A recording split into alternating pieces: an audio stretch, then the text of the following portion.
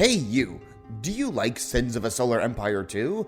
And do you want more ways to turn the Geneva suggestion into a checklist?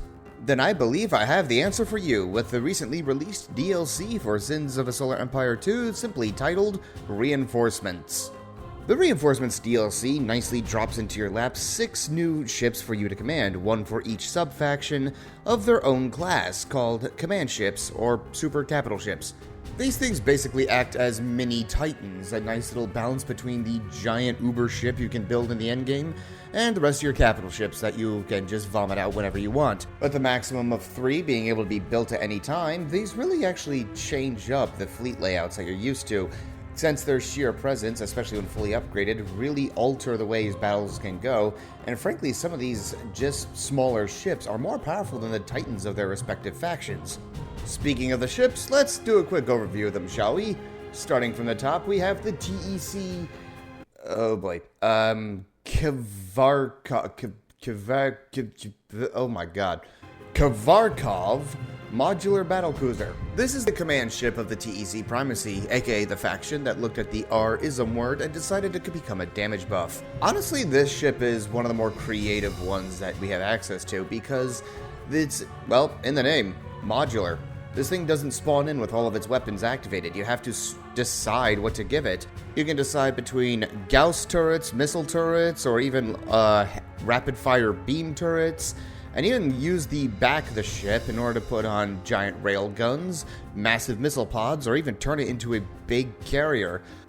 And since you can build 3 of them, you can have each one fulfilling a different role, basically having 3 unique types of command ship for you to actually use.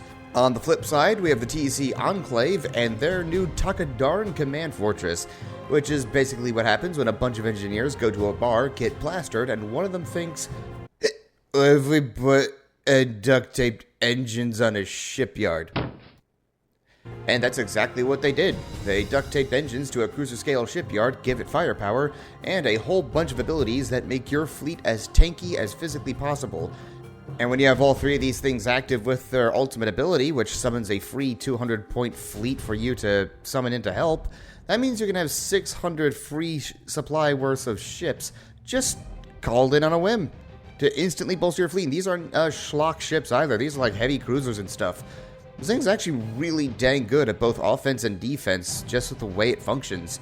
And constantly building new ships to replace the ones you lost mid-fight. Well, honestly, just make the Takadarn Command Fortress one of the best support ships in the game.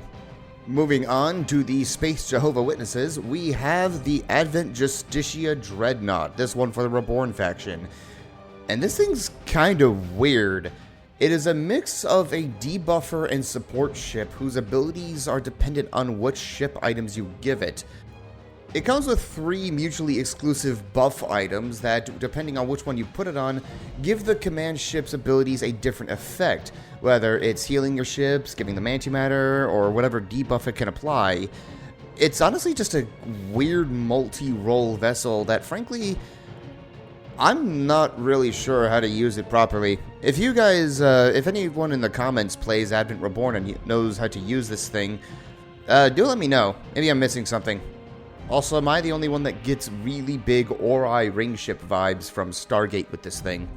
The Advent Wrath, though, got the winner this time around with the Oblivia, which is basically damage vomit the ship. This thing is just DPS with engines.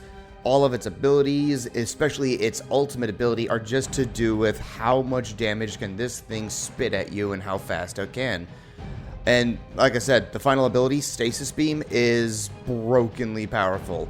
It simply just locks down whatever it targets, even being starbases and titans. They literally can't fight back, can't fly away, can't do anything, can't even read a book.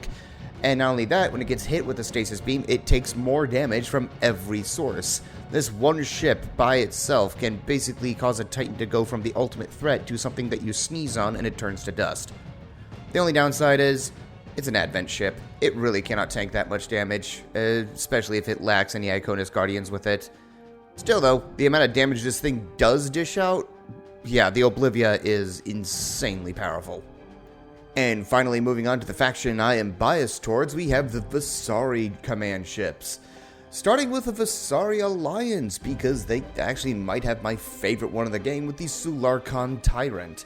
A ship whose sheer presence can cause problems in a sector because of the ability for it to start vomiting out culture wherever it is, as well as start getting influence points and basically just being a flying menace. Not only that, the fact that it can build a portable phase gate on it allows it to call in reinforcements from wherever the heck it is, making it really hard to actually take down a fleet with these things in a prolonged battle because it can just keep calling in help. Not to mention the fact the ship itself is also just a giant flying brick covered in guns that actually seems to be bigger than the Titan itself, which is kind of funny. Not only that, its voice is amazing. Prepping My subjects await me. My god, this thing's voice! Do not waste my time. And finally, we have the Visari Exodus, Anar Cruel Wanderer. I really hope I pronounced that right. And this thing is a bit weird. It doesn't have any unique upgrades for it, but what it does have is the ability to have all 8 item slots accessible, just like the Titan, turning it into basically a flying infrastructure platform to slap on a bunch of mobile stuff that the Visari Exodus is known for. The thing is not really great as a frontline warship. Heck, it has 2 really unique abilities, one of which is simply to help it run away. It literally allows it to phase out and move and even jump. And its final ability is the Nano Devourer Plague, which just vomits out nanites in front of it, and whatever they eat, it gives you resources from it. Kind of a cool ability, although the ship itself is just sort of alright. You gotta use it properly. The final thing this DLC adds is unique victory conditions for each faction. The TEC can build a Novolith cannon warhead that blows up planets, and if they blow up 5 planets, they win. The Advent can basically psionically yoink the entire map, and the Visari simply leave. These really don't honestly do that much. They're kind of neat little gimmicks, but frankly, they kind of feel like tacked on in a way, just to give the DLC something more. In the end, I'm gonna give this a 7 out of 10. The ships are cool and change the gameplay enough that when you actually have them activated that they really throw off how combat works and make you rethink how to form your fleet.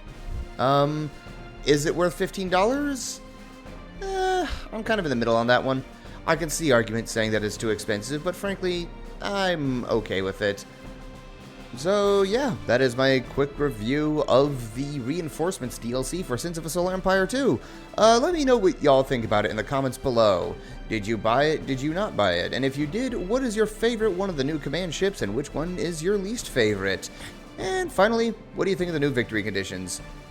Thank you so much for watching. Y'all are awesome, y'all stay awesome, and y'all have a good one. Bye-bye.